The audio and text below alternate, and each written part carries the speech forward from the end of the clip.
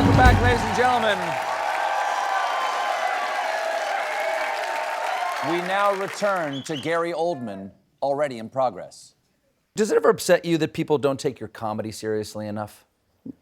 Because you prick up your ears, Rosencrantz and Guildenstern Dead, very funny. You've done, I would say Jean-Baptiste Emmanuel Zorg, that's a comedic character. Yeah. Jackson Lamb's funny. Jackson Lamb's funny, yeah. People say to me, can he do comedy? And I'd say, look at Dracula. That was the campiest thing out. Sure. But yeah, they have to see you do it. They have to, you have to hit them on the head with it, Do you have a favorite comedy? I would say off the top of my head, Being There. What movie do you think you've seen the most? Like, is there a movie you go back to, like, this is my comfort food? The Conversation. Wow. Yeah. Gene Hackman? Yeah. Coppola at his finest.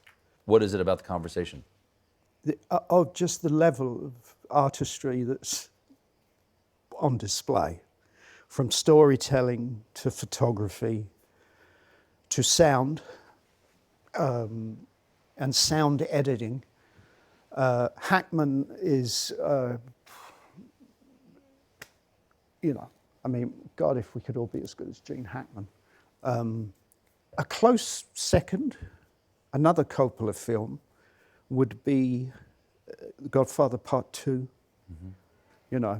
Dialogue, writing, storytelling, the acting. It's just a masterclass in across the board. Taxi Driver. I've seen that a few times. Mm-hmm. Yeah, and I saw Raging Bull. I saw it up here in the West End, and I saw a matinee performance and came out and was so stunned by it that I bought a ticket and went and had a sandwich and then went back and watched the evening performance. I watched it, twice in a back to back. Last year when I talked to Christopher Nolan, who he's worked with many times, he told me that he was a big fan of the Fast and Furious franchise. Do you have a film series that people might be surprised you enjoy? Or a film, like, that people might be surprised? You've named some classics. Are there any non-classics that you enjoy a great deal? Or even, like, trash TV?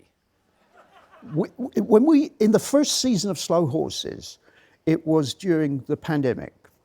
And it was that very weird thing, you probably experienced it, LAX empty. On the plane, there's 3 people on the plane with you. You get to Heathrow, empty. The roads are empty. And the hotel, the Dorchester, for the first time in its career, in its existence, had closed. Mm-hmm. I, along with Doug, we were the only 2 people at the Dorchester Hotel. It was like it was like The Shining. It was like the Overlook. It was a very creepy thing. Mm-hmm. And they had a very small staff, and various people would come in and, make scrambled eggs for us, or we'd order in. And that is all we did. We watched Below Decks and Married at First Sight. Speaking of Nolan, you worked with him on 3 of his Batman trilogy and appeared as Harry Truman in Oppenheimer. What do you like about him? Fast. The vision. He knows what film he's making. Yeah. You know that the captain... It's not discover as you go. No, he's incredibly prepped, really knows what he wants. And he gave me one of the greatest notes a director has ever given me. I was doing a scene. Which movie? One of the Batmans. I was doing a scene and he said, okay, cut. And he came up to me and he said, a little more at stake. And I went, 4 words. Yeah, got it, all right. And made the adjustment.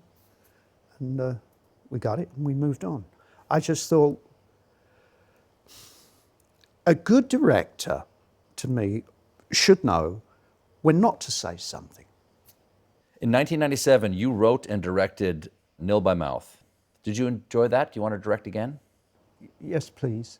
Yes, please. Yes, please. He asked nicely. Would director Gary Oldman find directing actor Gary Oldman appealing from what he's heard of working with Gary Oldman?